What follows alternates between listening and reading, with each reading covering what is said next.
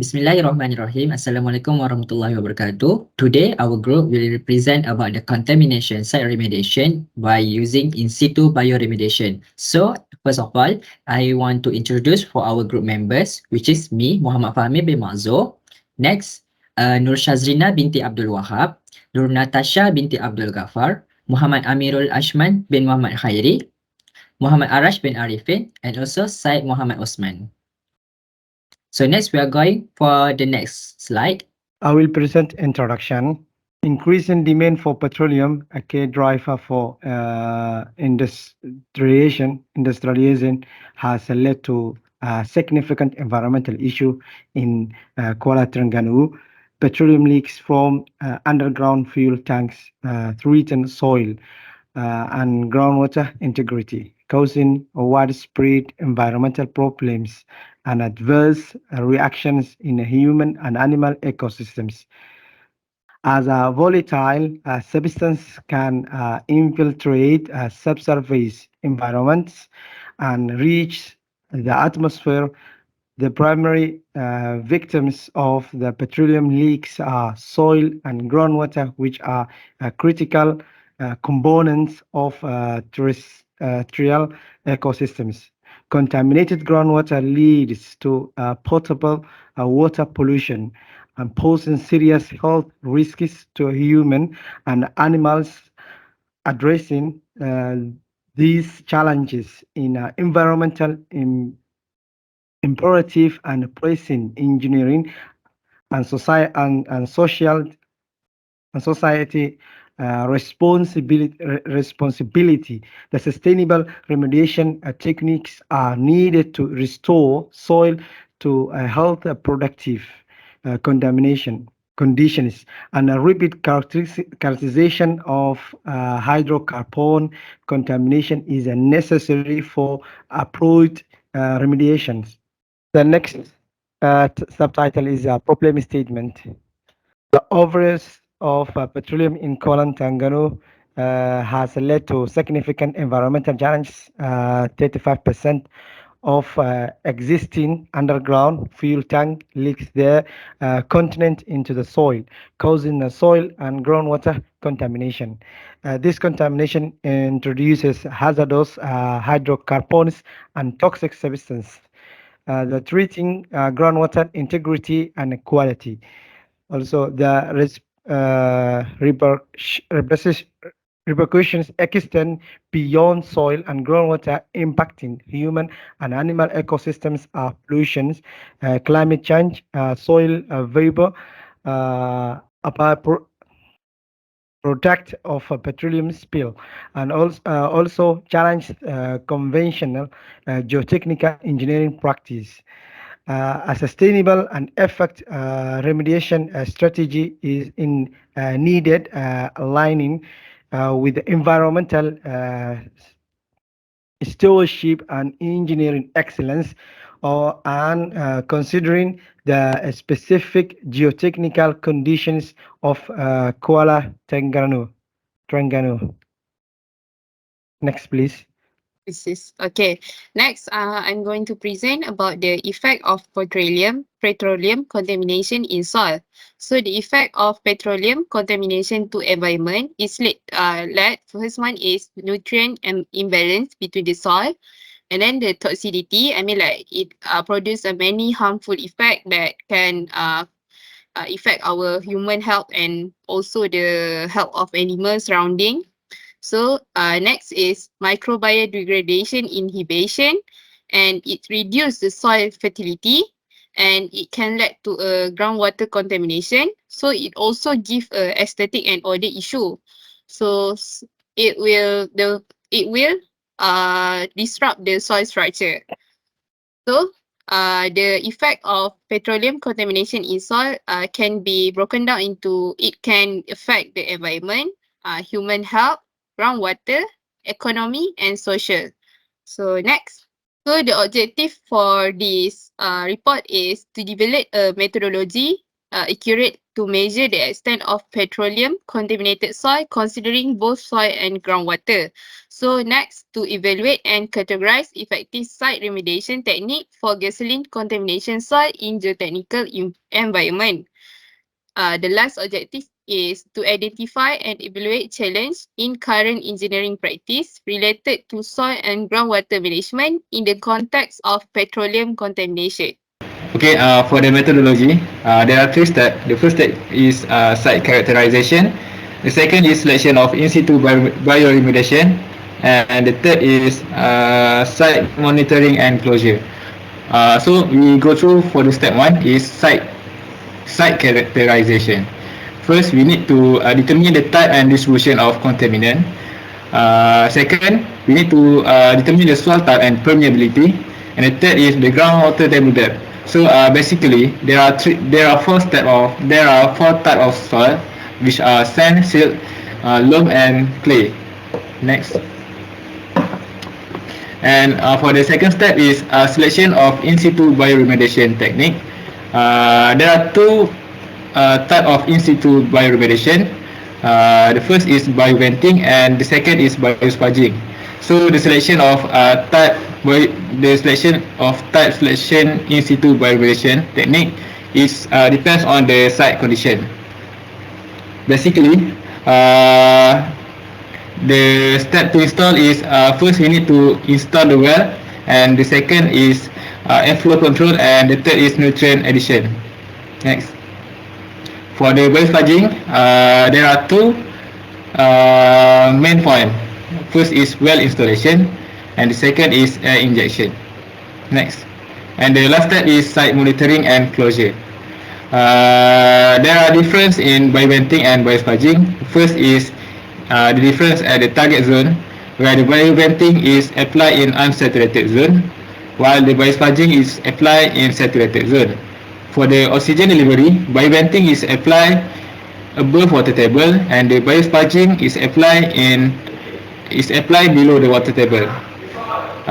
For the suitable contaminant, the bioventing is applied on VOCs. Biospudging is applied at less volatile contaminant BPEX. And for the depth of effectiveness, bioventing is effective at the shallow, while the biospudging is effective at deep condition. And for the cost, bioventing the cost is low, and for the biospudging the cost is moderate. So at the right is the flowchart bioventing and biospudging process. Next. Okay, next we go to the filler table of this project. For the first one, which is the fact overuse of petroleum leads to environmental problem. So the idea is it is well known that petroleum is the main source of energy, and excessive use of petroleum can contribute to air pollution, water pollution, and soil degradation. So the learning outcomes for this fact is to what extent is petroleum contamination impacting Kuala Terengganu. So the actions are to assess the level of soil and groundwater pollution. The collection and analysis of soil and groundwater samples must be done to determine the presence and concentration of petroleum contaminants. And lastly, laboratory tests will help to measure the critical level of pollution so that an effective recovery strategy can be developed. The second fact is environmental laws and regulations govern the handling and storage of petroleum products. The idea behind this fact is the regulations require the party responsible to clean up spills and restore contaminated sites. The government enforces environmental laws and regulations to minimize environmental risks associated with the use of petroleum. The learning outcome is what are the relevant environmental regulations governing petroleum storage and cleanup in Kuala Terengganu, and how can we ensure compliance? So the actions are to hold the polluter accountable for violating environmental laws. Second one, this action involves the collection of and analysis of soil and groundwater samples to determine the presence and concentration of petroleum pollutants. The next one, the testing will help identify the level of pollution, which is crucial for developing effective recovery strategies. And lastly, different testing methods can be employed for soil and groundwater, depending on the pollutants and specific site condition. For the third fact, is a remediation is a long-term process that require ongoing monitoring and maintenance. So the ideas is site restoring and ecosystem recovery are critical for long-term sustainability, and also cleaning up petroleum pollution is not a one-time event. And restoration project typically require continuous monitoring and maintenance to ensure the effectiveness of the chosen technique. Long-term monitoring involves tracking the level of contaminant in the soil and groundwater to assess the progress of recovery effort. So for the learning outcome from this fact is what long-term management plan are necessary to ensure the sustainability of remediate site in Kuala Terengganu. So what is the action is secure financing for continuous monitoring and maintenance activities. And the second is the action involve the collection and analysis of soil and groundwater samples to determine the presence and concentration of petroleum pollutant. Testing will help identify the level of pollution, which is critical for developing effective recovery strategies, and also different testing method can be used for soil and groundwater depend on the pollutant and specific site condition. Next, for the last fact, implement in situ bioremediation technique like bioventing and biosparging to remediate contaminated soil and groundwater. So the ideas behind this fact is monitor the effectiveness of recovery effort and adjust the strategies as needed. In situ bioremediation technique are usually preferred to remediate petroleum pollution due to cost effectiveness and minimal environmental impact. And the third is applying the bioventing method involves stimulating natural bacteria grow in the soil that can break down petroleum contaminant. And the biosparging method involves injecting air or oxygen into contaminated groundwater to promote the biodegradation of petroleum by microbes. And the last is this in situ bioremediation technique is effective in reducing the level of pollution gradually. So for the learning outcome from this fact is how can we restore and revitalize ecosystem and communities affected by petroleum contamination in Kuala Terengganu. So the action is regularly monitor the effectiveness of recovery effort and adjust strategy as needed based on ongoing assessment. Second, choose in situ bioremediation technique for petroleum pollution cleanup and optimize for this method due to cost effectiveness and minimal environmental impact. Apply the bioventing method for remediation and stimulate natural soil bacteria to break down petroleum contamination and recognize the effectiveness of in situ bioremediation and use this technique to gradually reduce the pollution levels. Okay, for the conclusion, Kuala Terengganu is implementing in situ bioremediation as a sustainable and cost-effective method for environmental stewardship. This technique uses naturally occurring microorganisms to degrade and detoxify the pollutants in the soil, transforming environmental adversaries into alloys.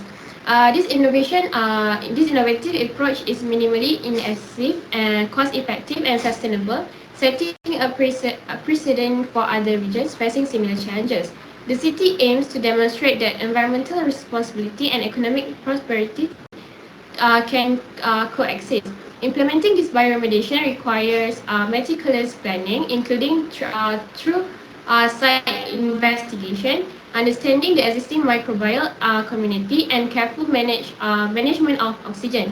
By prioritizing collaboration, knowledge sharing, and public engagement, Kuala Terengganu can become a beacon of hope, showcasing the triumph of environmental solutions over ecological burdens and proving that sustainability is not just a noble goal but a practical and profitable choice for all thriving future.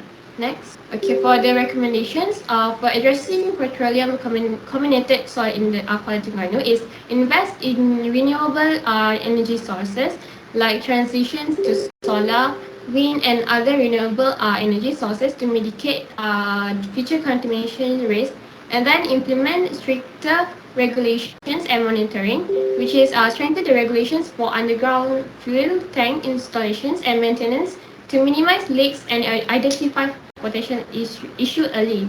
And then advanced bioremediation technology, which is develop more potent microbial strains, use nanotechnology and optimize nutrient delivery systems. And then promote public awareness and education, which is encourage responsible consumer choices support for renewable energy initiative, and proper waste disposal habits. And for the last one is foster international collaboration, which is share knowledge and best practice with other countries to accelerate progress and lead to more effective solutions.